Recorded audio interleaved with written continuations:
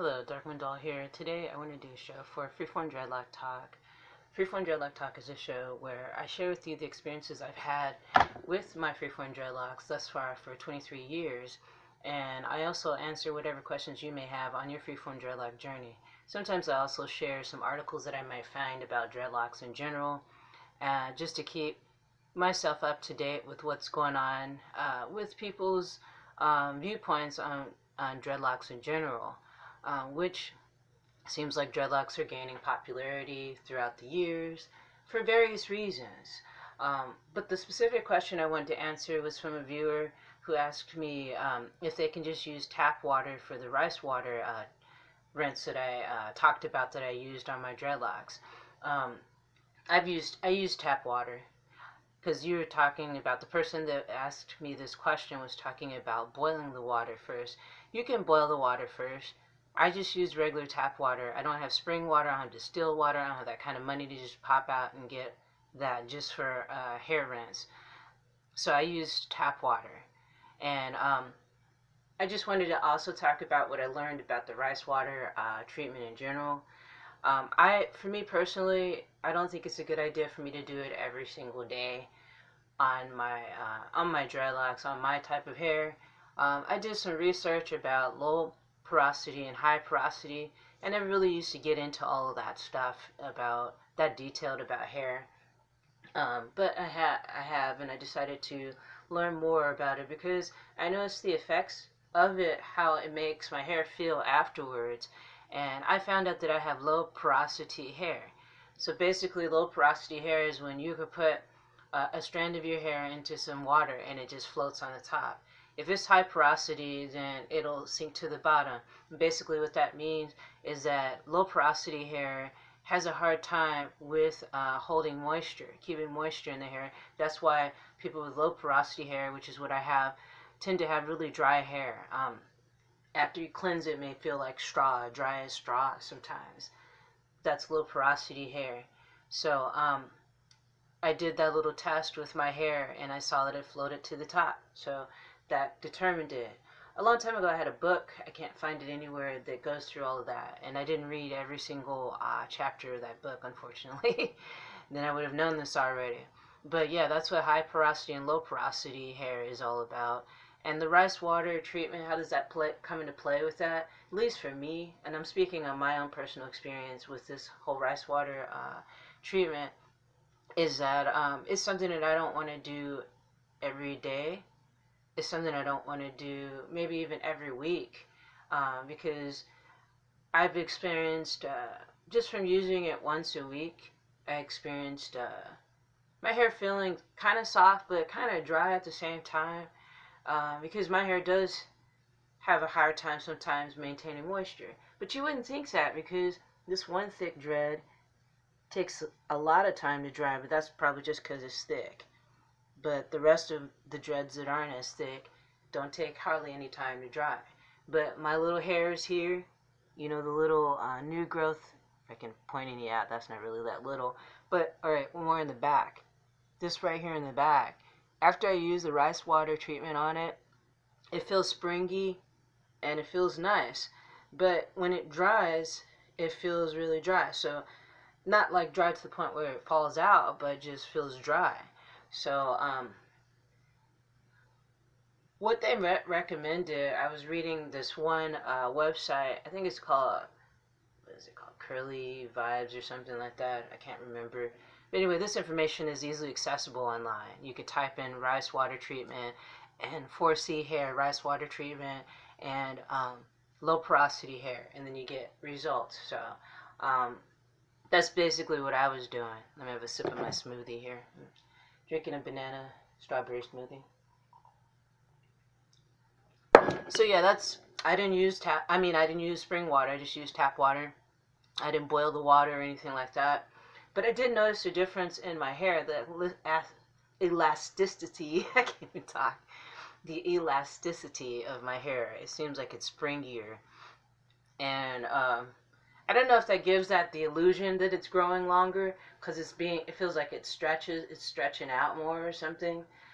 But it doesn't feel like it's harming my hair. Now, if my hair started falling out, then I'd start to worry. But I think that, at least for me, and what I've read is that people who have 4C hair and have low porosity hair, you don't want to put extremely thick conditioner on your hair. You just like it'll just sit on there and not really totally absorb it. I never really was into using conditioners and lots and different oils on my hair or my scalp throughout this freeform dreadlock journey. But recently, I did decide to try a few different treatments just to see what would happen, because the back of my hair, right in the back, on especially on the right side of my head and towards the middle and the back, almost towards the middle of the back, seems just like the hair growth is a lot slower. So I thought maybe it needed some extra nutrients. So when I used the rice water treatment on it, it actually did help. It feels like those parts right in here in the back. I can't know if you can't see it because I can't really turn around. Let me turn around, see if you can see it if I turn around this way. But anyway, right in the back right here, on the side, and in the back here, the growth seems like it's a lot slower. But on the sides, you see how long are the sides? And in the back, now this one goes in the back. This one usually lays up here, but this one's like a back one. This is located in the back of my head. This one right up here is really long, but then you got all these little ones here. So I do realize that a lot of the damage that was done to my hair from using chemical processes all the way back in the 80s, and also wearing my hair in tightly constricted hairstyles way back when, ages ago, it wreaked havoc on my hair. So I don't expect my hair to be repaired overnight, but I'm noticing that when I did use those rice water treatments, it'll be like, I think 4 weeks or 3 weeks in, no, 4 or 5 weeks in a row that I've done this at the rice water treatment. And I have noticed a really good difference in the way my hair is and the quality of my hair. It kind of lays down more too, not that I was wanting that to happen, but it seems like my hair lays down and doesn't stick up as much. Even though I just did rinse my hair, but it's not sticking up as much. So, yeah, I just use tap water. Long story short, but I wanted to give you a little bit more information to go along with this, instead of just saying, yeah, it works. You know what I mean? Like, the other videos I did, I just made them pretty brief because that's how I can do it with what I have as far as my cell phone, using it as a camera. But I feel like this is something that maybe some people can do if they want to try it. Do more research on it, read up about it. You can look it up online. It's an Asian culture type of thing, Chinese group of women that do their hair, use the rice water on their hair in that way. The Yao, I think it's Yao, Y-A-O women, they'll do that, and their hair is really long and shiny and healthy. There's so many different treatments out there that you can use on your hair, so you don't have to limit it to one. The rice water treatment, when I was watching a ton of videos on YouTube, so many different ones. One is just there was one video where this lady was trying to break it down and saying that you guys got it all wrong, and just calling out a lot of YouTube channels who have been doing videos about the rice water rinse, the rice water treatment, and saying how much it's helped them and how it's helped to grow back their hair. You see these videos. I've seen some videos where this lady, her edges were totally blown out. She was going bald. Her hairline was receding and everything. And then she started using the rice water treatments, and it seemed to help. So I think it's a good treatment. I don't think it's something that you should use excessively, but I mean, that's just me. At least I won't use it excessively because I think it might be too much. It might be too drying if you use it too often, at least on my hair. And I have freeform dreadlocks, so I was kind of skeptical and not sure how that would work with these. But it's working good, and my hair feels really nice. It feels, see that, it feels really flexible, and it feels soft. So, they also, there was one, I think that's called Curly something, Curly Vibes or something. I'm probably getting this name wrong for this website. But once I find the name of it, I'll try to remember to relay it to you guys. But yeah, it's what was I gonna say about that? Yeah, they were also talking about just the oils that are best for people who have low porosity hair.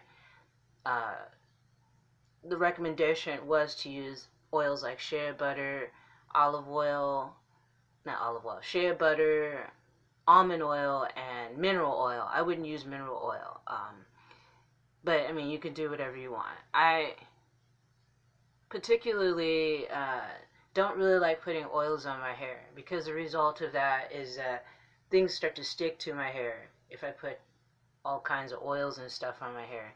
Um, excuse me. I did do a deep hot oil treatment a few weeks ago using, it was canola oil I used. Canola oil mixed with something else. What was it? It was really a trip. Oh, canola oil mixed with avocado. I mashed it up really good, and then put it on my scalp, my hair, and let it sit on there for a bit, and then rinsed it out really good. That felt really nice.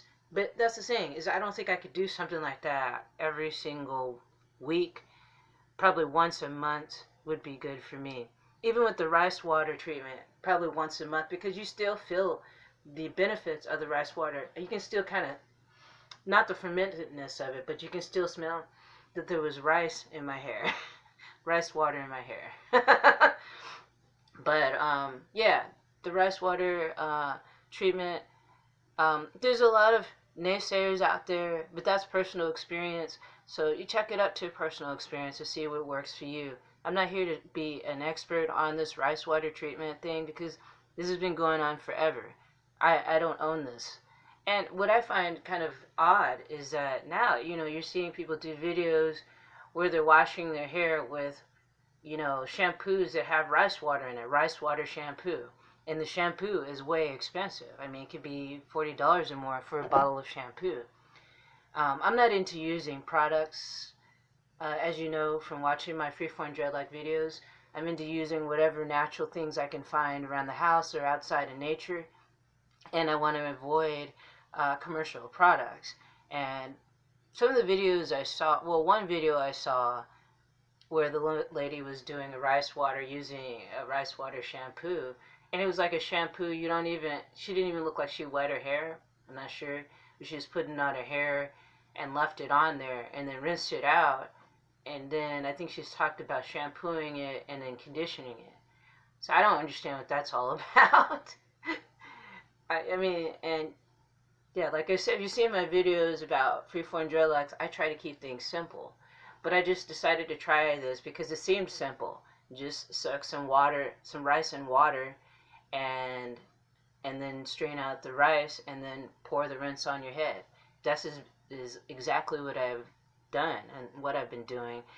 And yes, I've noticed a difference, and the difference has been positive. But as I said, I don't feel like I can use something like this on my dreads, on a regular basis. Like regular basis meaning every time I do my cleanse of my dreads, which is once a week.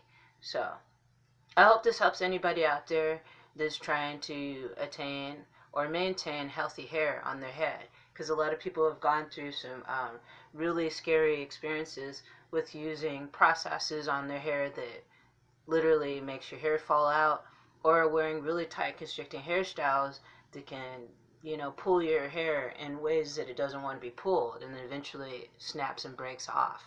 So if you want to test out the porosity of your hair, you can do that. Let me see if I can show you that with my hair. A few hairs here that I can spare. So here's hairs here. You can see those. So, and here's some water. I'm not going to drink this water, but just drop the thing in the hair in the water. And then let me see if you can see. Can you see that it's rising to the top? It's on the top. It's not even sinking. So if my hair was sinking, that would mean it would be high porosity, but it's low porosity. So I didn't know these terms really. I've heard them used, and I thought I don't really need to know anything about that. I just keep it simple and keep going. And yeah, pretty much when I stopped using a bunch of crap, I'm doing a bunch of crap to my hair, it started getting healthier. And then also, I want people to realize it's not just what you put on the outside of your head, it's what you put on in your body. So don't pay so much attention on all these hair treatments only. Realize that you have to nourish your body on the inside so it'll be healthy on the outside. It all starts inside. So thank you so much for joining me today for today's show. Thank you for subscribing, liking, and sharing my videos with your friends and family. And thank you for your awesome comments. Leave your comments down below and let me know if you've tried the rice water treatment.